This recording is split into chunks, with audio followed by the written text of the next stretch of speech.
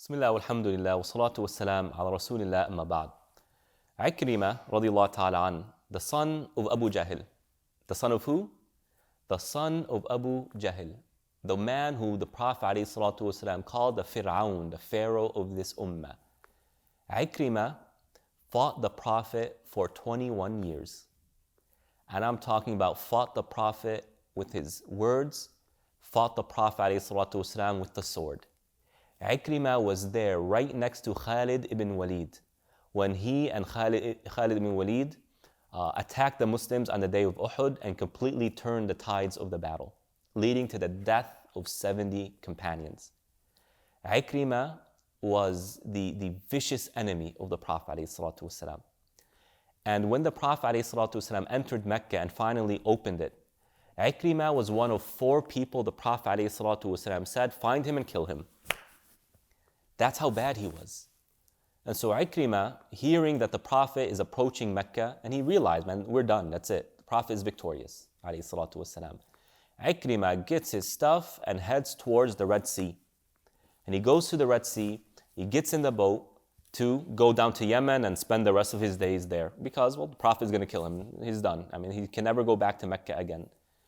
While on the boat, the waves start to increase and it becomes a disaster, a storm brews. And while in that state, one of the people there said, "We know now that our gods cannot help us, only ikhlas can help us." And Ikrimah said, "And what's ikhlas?" He said, "La ilaha illallah." None is worthy of worship except Allah. And Ikrimah said, "Man, that's what I've been fighting against the entire time. Yet, lo and behold, that's the only thing that can save me. The message of the Prophet is true." And he says, "Oh Allah, if you save me from this, I promise you, I will go back to the Prophet and I will accept Islam." And that's precisely what happens. Allah saves Ikrimah. And he slowly makes his way back to the Prophet ﷺ. There are more details to the story, but I want to focus on what comes. When he enters upon the Prophet ﷺ, remember, this man was the enemy of the Prophet, son of the pharaoh of this ummah, responsible for the death of many Muslims. And one of the people who the Prophet said, "Kill him as soon as you see him." When Ikrimah entered upon the Prophet ﷺ, what did the Prophet say? He said, "Marhaban bil-Raqib al-Muhajir." Greetings to the knight and the immigrant. The immigrant was a praise. When you call someone an immigrant in the time of the Prophet, that's a praise. And muhajirin, right? The companions who immigrated from Mecca to Medina, they were praised by being called the muhajirin. Look at how the Prophet greeted him, alayhi salatu wasalam. And Ikrimah then said, فَإِنِّي أَسْأَلُكَ أَن تَسْتَغْفِرَ لِي كُلَّ عَدَاوَةٍ عَادَيْتُكَهَا أو مسير وضعت فيه أو مقام لقيتك فيه أو كلام قلته في وجهك أو وأنت غائب عنه. فقال رسول الله صلى الله عليه وسلم, Ikrimah said, "Ya Rasulullah, I'm asking you to ask Allah to forgive me." And he puts a list of things to be forgiven. He said, "Ya Rasulullah, forgive me for all the animosity I've shown you. And ask Allah to forgive me for all the steps that I took to harm you. And ask Allah to forgive me anytime I met you prior to accepting Islam. And ask Allah to forgive me for all the words I said about you, whether to your face or when you weren't around." And the Prophet ﷺ responds and says, ﷺ, "Allahumma aghfir lahu kulla adawatin adaytaniha wa kulla masirin sara fihi ila mawdi'in yuridu bidhalika al-masir itfa'a nurik faghfir lahu ma nala minni min 'irdin fi wajhi aw ana ghaibun an." The Prophet ﷺ said, "Oh Allah, I ask you to forgive Ikrimah for all of his animosity towards me, and every time he met me, and every step he took to try and harm your religion, and for everything he said about me, whether face to face or when I wasn't around." Wouldn't you love the Prophet ﷺ if that's how he treated you? If you walk upon him as someone who was his enemy, and he greets you by saying, "Greetings to the knight and the immigrant." He praised him. He praised this man before he officially accepted Islam. How beautiful is this? The Prophet ﷺ behaved in ways that caused people to love him. O person, be loved. Do what you could do for other people to love you. Build the skills that will help you be loved by your family members. A family cannot survive without love. But love doesn't just come. This isn't Hollywood. It's not love at first sight. You build love with each other. There are things that you must do so that the other person loves you. Forget the Hollywood nonsense. If you want a marriage to work out, both need to contribute to being loved. If you want to be a good parent, you have to build that love between you and the child. That has to happen. So what are some things that we can do to build love? Well, this moment in the life of Ikrimah and the life of the Prophet ﷺ gives us clues. 1, greet them. Greeting is very important. The Prophet ﷺ says, لا تدخلوا الجنة حتى تؤمنوا. You won't enter paradise until you believe. ولا تؤمنوا حتى تحابوا. And you won't fully believe until you love one another. هل أدلكم على شيء إذا فعلتموه تحاببتم. Should I not tell you about something? If you do it, you will love one another. What? What's that? أفشوا السلام بينكم. Greet one another. And the word afsha connotes a bunch of things. One of the things it connotes is greet with enthusiasm, with a strong voice. When you enter your home and you say Assalamu alaikum, don't give the Assalamu alaikum the dry, emotionless Assalamu alaikum. Give the Assalamu alaikum that's full of enthusiasm that informs the inhabitants of that home, I'm excited to be back. And when someone greets you, greet them back with excitement. You know, this is something I saw in practice with one of my mentors. When he would answer the phone, he would say, hello?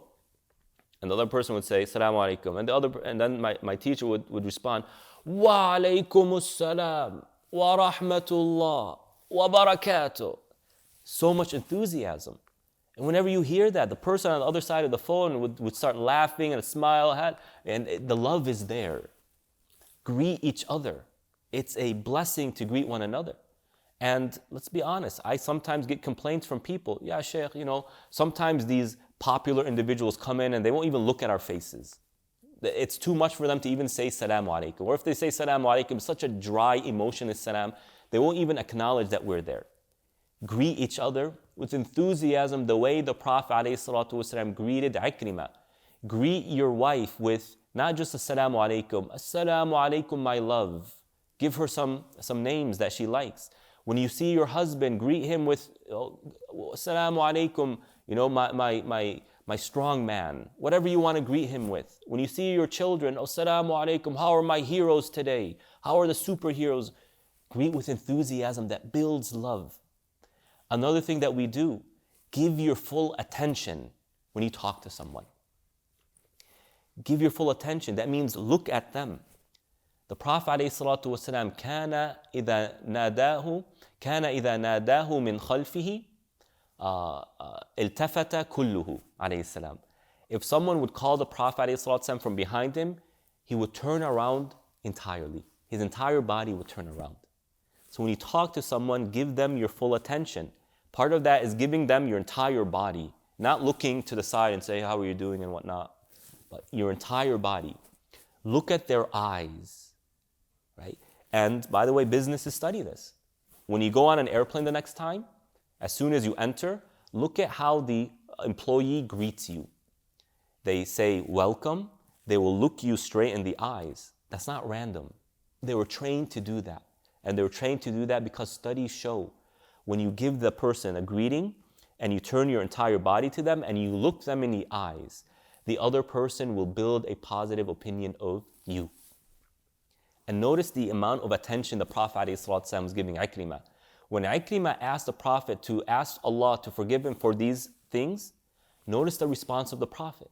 The Prophet responded exactly in accordance to his list, in the exact order, which tells us what? He was giving Ikrimah his full attention.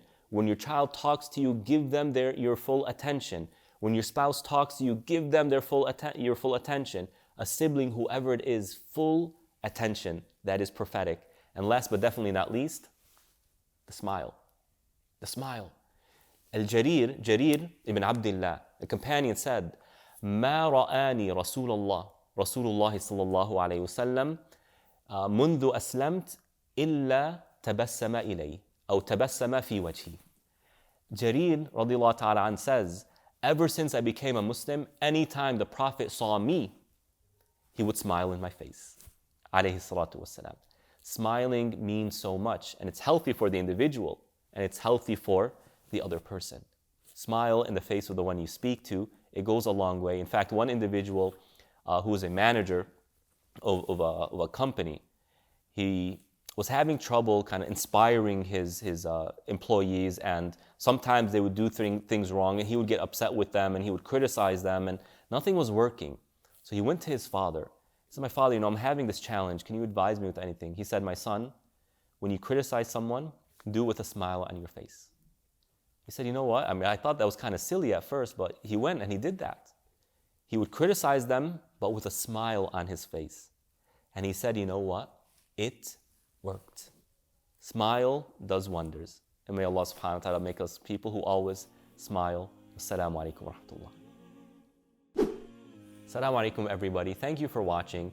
If you're finding benefit in these videos, remember that every day throughout the month of Ramadan, we'll be releasing a new video.